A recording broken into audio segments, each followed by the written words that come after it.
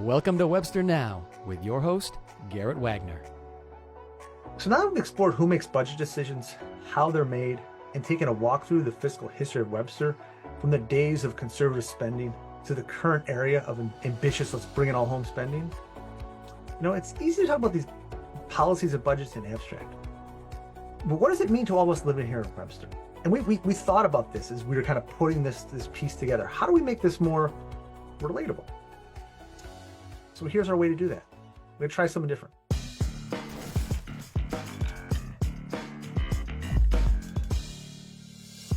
I want to introduce you to two families who represent the different ways these decisions impact our community. So you can kind of see firsthand how real people in Webster view about these things. And you can think about is this how I feel about it too? I bet some of those things we're going to line up. First, meet up Jill and Josh. They're a retired couple in their late 60s who recently moved to Webster. They moved here from out of state, drawn by our beautiful green spaces, the community feel, and the affordability that Webster offered them. They settled into a peaceful home in Bell Arbor Trail off Route 250, where they enjoy the tranquility of their surroundings. For them, the town's budget isn't just a line on a piece of paper. It's about making sure their retirement savings last, right? That Webster remains affordable and that quiet place that they fell in love with. On the other side of town, though, we got Stephen and Amanda. They're both Webster natives who decided to stay and raise their family here. They live in a bustling neighborhood on the west of Webster off DeWitt Road with their two kids, Drake, who's 12, and Sarah, who's 6. Steve works full-time while Amanda juggles a part-time job and the demands of a busy household. For them, the budget isn't just numbers. It's about ensuring their kids have safe parks to play in, good schools, really good schools to learn in, and reliable services that can make their lives just a little easier. These two families represent different aspects of our community. And there's way many more than that. We boiled it down to two because we don't want to make this episode too long. You've got one focused on stability and the quiet enjoyment of their golden years, the other balancing the demands of work, school, and family life. But they share one thing in common, right? The decisions made by our town board directly affect their daily lives, from the taxes they pay to the services they rely on. And that's why, as we move through this series, we'll keep coming back to Jill and Josh and Steve and Amanda to see how the budget decisions play out for them.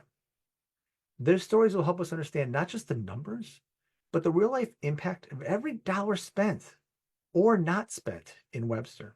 Because at the end of the day, the budget isn't just a government document.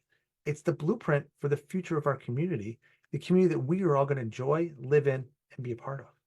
All right, Webster, thank you for staying with us. That was a big dive in understanding our town's budgets and government spending overall. We're just getting started.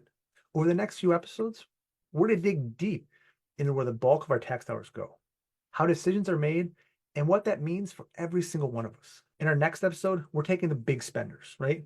Police, highway, and sewer. These three departments take up a significant portion of our budget, and it's crucial for us to understand how that money is being used.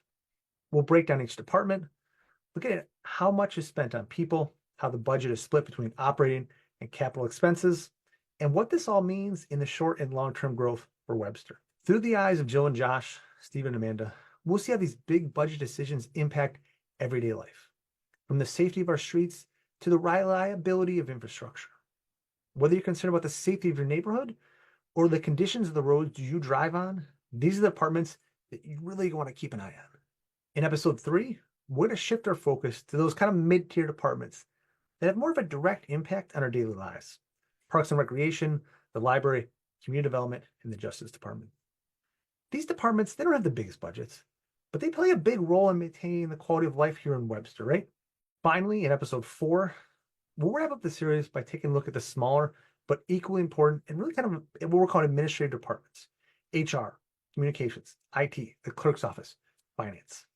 These don't have massive budgets, but they're like that engine that keeps our town running smoothly, right? That back office. Think of them, the behind the scenes department. They handle everything from managing our town's workforce to assuring effective communication with residents. We'll also end with some great examples of what other towns and local governments are doing in terms of best practices for spending and success stories.